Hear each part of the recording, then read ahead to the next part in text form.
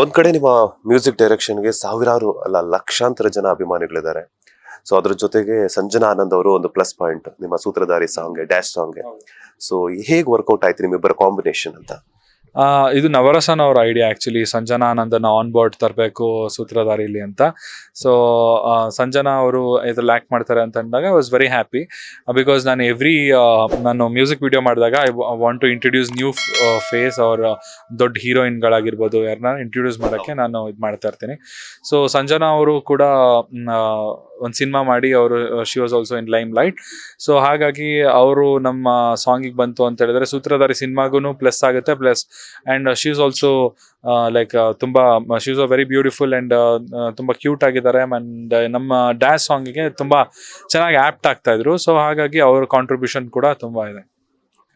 ಎಲ್ಲ ಒಂದ್ ಕಡೆ ಸೂತ್ರಧಾರಿ ಸಿನಿಮಾದಲ್ಲಿ ಸಂಜನಾ ಅವರು ಒಂದು ಹಾಡಿನಲ್ಲಿ ನಿಮ್ ಜೊತೆ ಕಾಣಿಸ್ಕೊಂಡಿದ್ದೆ ಮೈನಸ್ ಪಾಯಿಂಟ್ ಆಯ್ತಾ ಅಂತ. ಬಿಕಾಸ್ ಯಾಕಂತಂದ್ರೆ ಸೋಷಿಯಲ್ ಮೀಡಿಯಾದಲ್ಲಿ ನಿಮ್ಮ ಮತ್ತೆ ಅವರು ಅಂದ್ರೆ ಚಂದ್ರಶೆಟ್ಟಿ ಅವರು ಮತ್ತೆ ಸಂಜನಾ ಆನಂದ್ ಅವರು ಮದುವೆ ಆಗ್ತಾರೆ ಅನ್ನುವಂತಹ ಒಂದಷ್ಟು ಮೇಮ್ಸ್ ಆಗಿರ್ಬೋದು, ಟ್ರೋಲ್ಸ್ ಆಗಿರ್ಬೋದು, ಅದ್ರ ಜೊತೆ ಸುಷ್ಮಿತಾ ಅವ್ರ ಹೆಸರು ಸಹ ಕೇಳಬಂತು.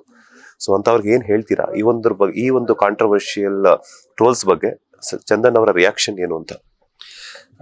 ಇದೇನಿಲ್ಲ, this is quite common. So ಒಂದು ಪಬ್ಲಿಕ್ ಫಿಗರ್ ಅಂತ ಅಂದಾಗ, ಒಬ್ರು ಆರ್ಟಿಸ್ಟ್ ಜೊತೆ ಕೆಲಸ ಮಾಡಿದ್ದಾರೆ ಅಂತ ಅಂದಾಗ ಒಂದು ಇಮ್ಯಾಜಿನೇಷನ್ ಅವ್ರ ತಲೆಯಲ್ಲಿ ಮಾಡ್ಕೊಳ್ತಾರೆ. ಮೇ ಬಿ ಇವರಿಬ್ರು ಲವ್ ಮಾಡ್ತಾ ಇದ್ದಾರೆ, ಇವರಿಬ್ರು ಏನೋ ಡೇಟಿಂಗ್ ಮಾಡ್ತಾ ಇರ್ಬೋದು, ಮೋಸ್ಟ್ಲಿ ಇವರಿಬ್ರು ಮದುವೆ ಆಗ್ತಾರೆ ನೆಕ್ಸ್ಟು.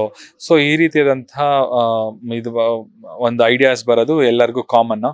ಸೊ ಯಾರೋ ಒಬ್ರು ಅದನ್ನ ಸ್ಟಾರ್ಟ್ ಮಾಡ್ತಾರೆ. ಈ ಸೋಷಿಯಲ್ ಮೀಡಿಯಾ ಯಾವ ರೀತಿ ಇದೆ ಅಂತ ಹೇಳಿದ್ರೆ ಈ ತರ ಒಂದು ಸುದ್ದಿಗಳು ಬೇಗ ಹರಡುತ್ತೆ. ನೋಡೋ ಇದು ಏನೋ ಇಬ್ರು ಡೇಟ್ ಮಾಡ್ತಾರಂತೆ, ಮದುವೆ ಆಗ್ತಾರಂತೆ ನೋಡೋ ಅನ್ನೋದು ಸೊ ಸ್ವಲ್ಪ ಫಾಸ್ಟ್ ಆಗಿ ಹರಡುತ್ತೆ. So it's quite common. ಇದನ್ನ ನಾನು ಯಾರ ಮೇಲೂ ನಾನು ಬ್ಲೇಮ್ ಹಾಕಕ್ಕೆ ಇಷ್ಟಪಡೋದಿಲ್ಲ. ಈ ಸುದ್ದಿ ನೋಡಿದಾಗ ನಿಮ್ಗೆ ಏನ್ ಅನ್ನಿಸ್ತು? ನಗು ಬಂತ, ಕೋಪ ಬಂತ? ನಗು ಬಂತು ಆಕ್ಚುಲಿ. ಇದೇಂಗೆ ನನ್ಗೆ ಗೊತ್ತಿಲ್ದಂಗೆ ನನ್ನ ಮದುವೆ ಅಂತ ನನಗೆ ಯಾರೋ ಫೋನ್ ಮಾಡ್ಬಿಟ್ಟು ಅಂತ ಹೇಳ್ತದ್ದು. ಏನಪ್ಪಾ ಸಂಜನಾ ಜೊತೆ ಮದುವೆ ಅಂತ, ಯಾವಾಗ ಅಂತ ಕೇಳಿದೆ. ನೀನ್ ಹೇಳ್ಬೇಕು ನನಗೆ ಅಂತ. ನನಗೆ ಗೊತ್ತಿಲ್ಲ ಅಂತ ನಾನು. ನನಗೆ ಗೊತ್ತಿಲ್ದಿರೋ ವಿಷಯ ಅವರು ಎಷ್ಟು ಕನ್ಫರ್ಮ್ ಆಗಿ ಹೇಳ್ತಿದ್ದಾರೆ ಅಂತ ಹೇಳಿದ್ರೆ, ಅಂದ್ರೆ ಅದು ಯಾವ ಮಟ್ಟಕ್ಕೆ ಇಂಪ್ಯಾಕ್ಟ್ ಆಗಿರ್ಬೋದು, ಅದು ಯಾರು ಎಷ್ಟು ಸುಳ್ಳುಗಳು ಎಷ್ಟು ಹೇಳಿರ್ಬೋದು. ಲೇಟೆಸ್ಟ್ ಹಾಗೂ ಇಂಟ್ರೆಸ್ಟಿಂಗ್ ಸುದ್ದಿಗಳಿಗಾಗಿ ಬಾಸ್ ಟಿವಿ ಕನ್ನಡ ಚಾನೆಲ್ನ ಸಬ್ಸ್ಕ್ರೈಬ್ ಮಾಡಿ, ಹಾಗೆ ಬೆಲ್ ಐಕಾನ್ ಪ್ರೆಸ್ ಮಾಡಿ. ಇದರ ಜೊತೆಗೆ ಫೇಸ್ಬುಕ್, ಇನ್ಸ್ಟಾಗ್ರಾಮ್, ಎಕ್ಸ್ ನಲ್ಲೂ ಮಿಸ್ ಮಾಡದೆ ಫಾಲೋ ಮಾಡಿ.